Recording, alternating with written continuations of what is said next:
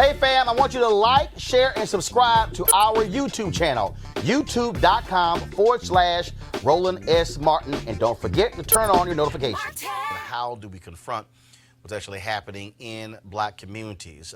Personal disagreements ending in death. I want to bring in my panel right now to talk about this because it's something that's quite important. Also, I'm going to show you Tamika Mallory and others. They are having a conference call tonight to allow folks to be able to share their thoughts and perspectives on this. Joining us is Malik Abdul, VP, Vice President, Black Conservative Federation, Dr. Niambi Carter, Howard University Department of Political Science, and Dr. Cleo Manago, Socio-Political Analyst and Activist. Cleo, I'll start with you.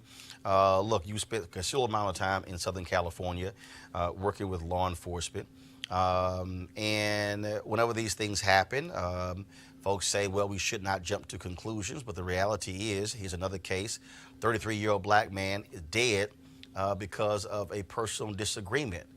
How do we address what is clearly an evil, a virus that infects our community? Well, one thing I think is important to articulate is that people, unfortunately, in society get murdered every day. People are implying that this is a particularly black phenomenon. No, it's not. People doing revenge killings happen in every community.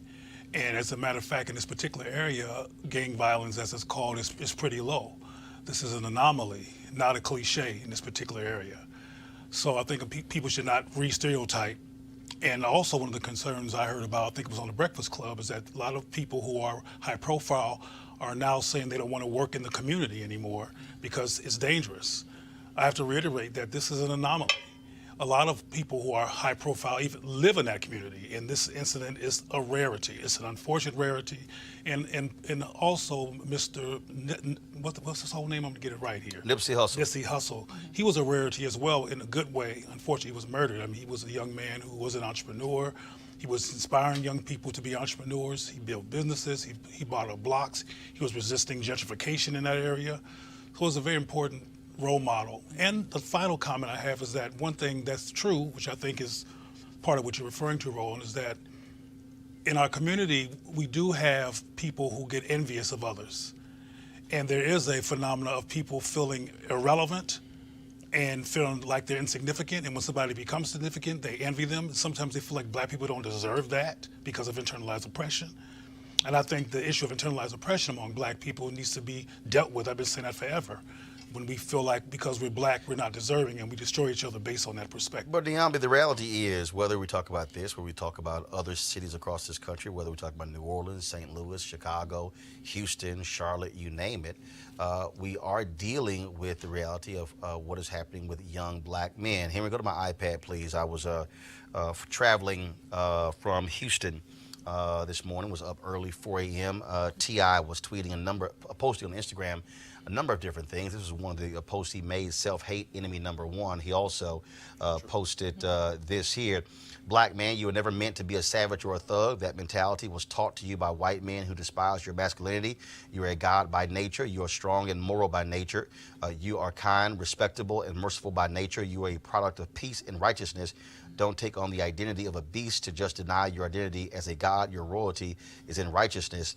And he was crediting Nipsey Hussle on that. Yet the reality is, it is a crisis when you have young black kids across this country. You go into elementary schools and middle schools and ask them how many of them have seen or had classmates who've lost their lives. It's not 1 or 2. Right. In many of these places, it's 5, it's 10, it's 20. And that is sad. Absolutely. I mean, this one, I think, hurt particularly bad for all of the reasons that Cleo laid out.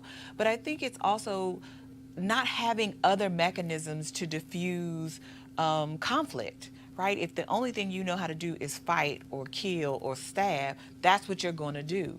And I think we have not really done a good job of addressing the collective traumas of these communities, right? So people are traumatized, people are hurt. I mean, that's part of why people heard a noise and started running immediately, right, from this otherwise peaceful event, because people are hurt and afraid.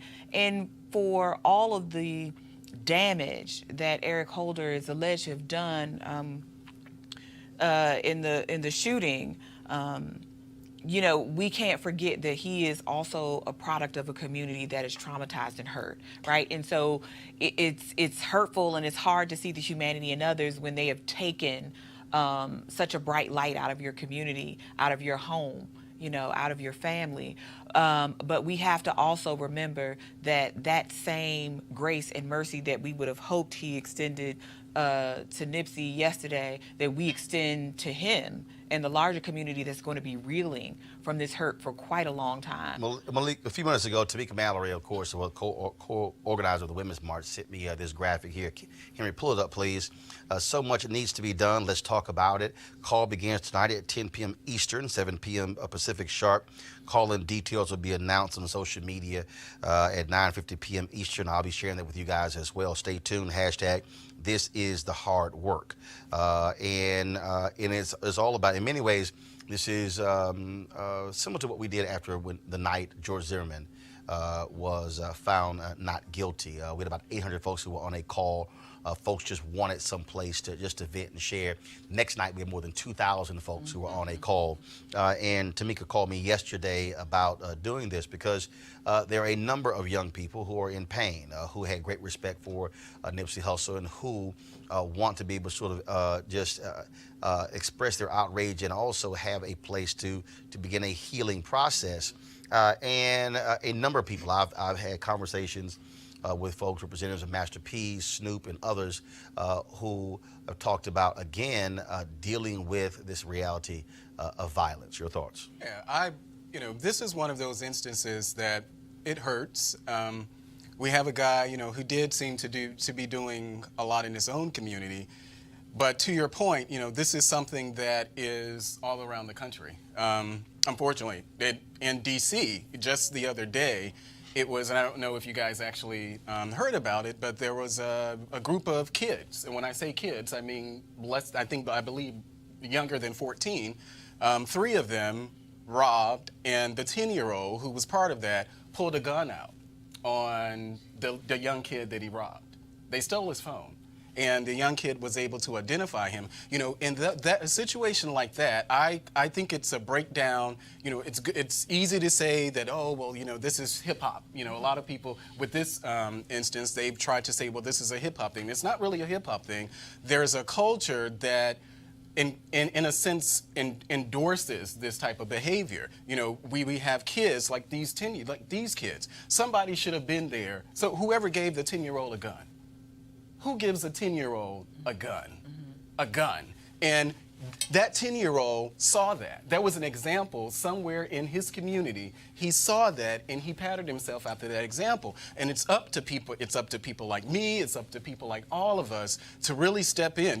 Don't just live out in the suburbs. Come into my community. Come into the community and volunteer. Mentor these kids. They need these type of role models. I'm someone who grew up, as they say, in the projects, and growing up, I never saw a guy in a tie. I never saw a man going to work in a tie. Cleo, last point, I want to go to you. When I was in Chicago, several black psychologists talked about the need for intensive conflict resolution, not just in the community centers, but also in elementary schools as well, because there are people who, frankly, and again, based upon what we know in this case, disagreement between the two, guy feels disrespected, goes to his car, gets a gun, shoots 3 people.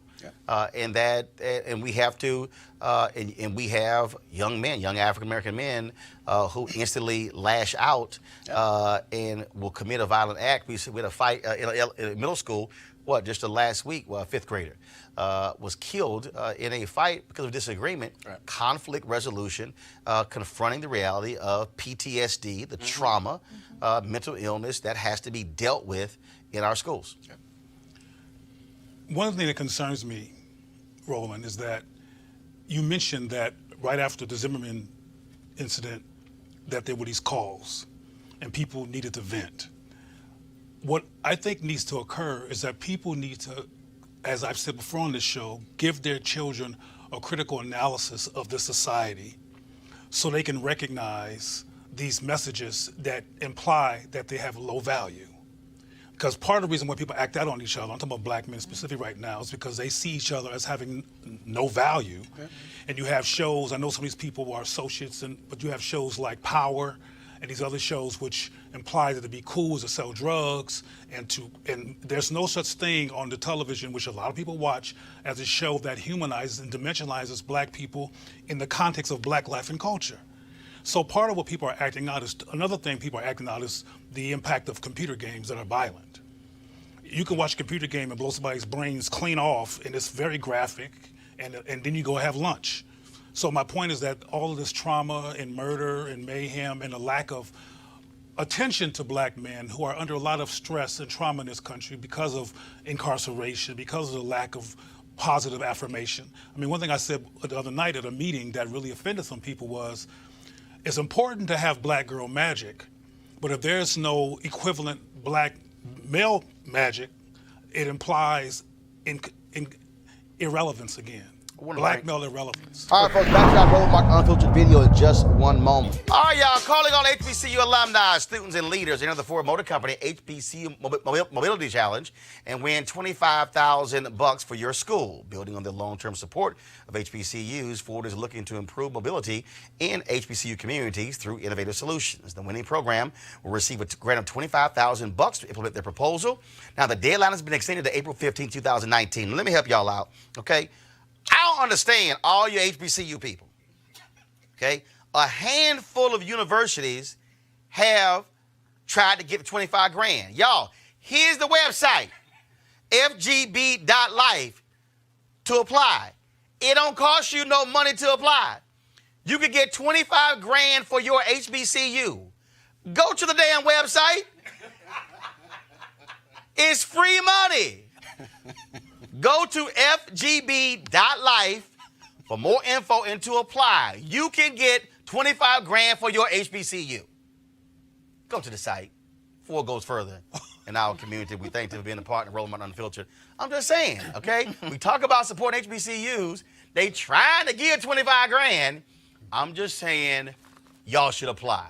FGB.Life. All right, y'all. Now back to your Roland Martin Unfiltered video.